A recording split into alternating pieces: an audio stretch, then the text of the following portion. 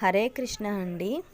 ఈరోజు నేను చెప్పబోయే కథ సహాయం అనే నీతి. రామాపురం అనే గ్రామంలో ఒకసారి భూకంపం వచ్చింది. ఇళ్ళన్నీ నేలమట్టం కావడంతో గ్రామస్తులందరూ ఆ ఊరిని ఖాళీ చేసి వెళ్ళిపోయారు. దాంతో ఆ ఊరు గ్రామంలో ఎలుకలకు స్థిర నివాసంగా మారింది. పైగా గ్రామంలో మనుషులెవరూ లేకపోవడంతో రోజురోజుకి ఎలుకల సంఖ్య పెరిగిపోయింది. ఆ ఊరిని ఆనుకొని ఒక అడవి ఉంది. ఆ అడవికి నీటి కరువు వచ్చింది. వాగులు వంకలు ఎండిపోయాయి. నీళ్లు దొరక్క జంతువులు విలవిలలాడుతున్నాయి. నీటిని వెతుక్కుంటూ ఒక ఏనుగుల గుంపు రామాపురం వైపు వచ్చింది. ఏనుగులు ఆ ఊరిలోని మంచినీరు చెరువుకు వెళ్ళే దారిలో వందల సంఖ్యలో ఎలుకలు వాటి కాలి కింద పడి నలిగిపోయాయి. అది చూసి ఎలుకల రాజు ఏనుగుల దగ్గరకు వెళ్ళి, మీరు వేగంగా చెరువు దగ్గరకు వెళ్తూ ఉండగా మా మిత్రులు మీ కాళ్ళ కింద పడి చనిపోయారు. మీరు తిరిగి అడవికి వెళ్ళేటప్పుడు దయచేసి వేరే దారిలో వెళ్ళండి. మేము కూడా మీకు అవసరం వచ్చినప్పుడు ఏదో విధంగా సహాయపడతాము అని చెప్పాడు.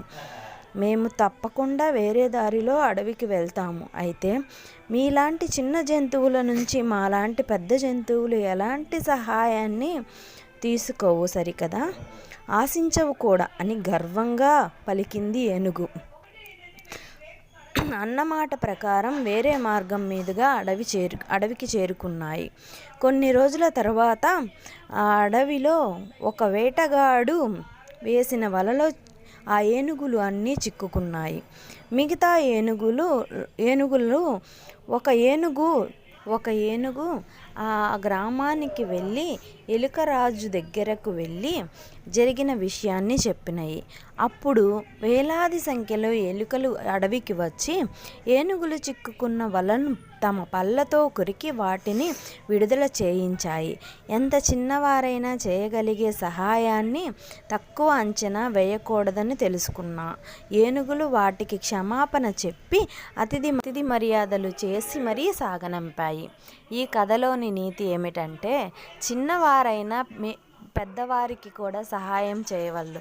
వీరు చిన్నవారు, వీరితో మాకు సహాయం రాదా అనుకోవడానికి వీలు లేదన్నమాట.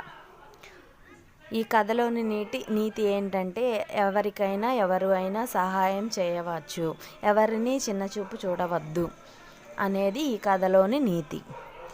ప్లీజ్ ఫ్రెండ్స్, మీకు నా కథ నచ్చితే సబ్స్క్రైబ్ చేయండి, లైక్ చేయండి, కామెంట్స్ చేయండి.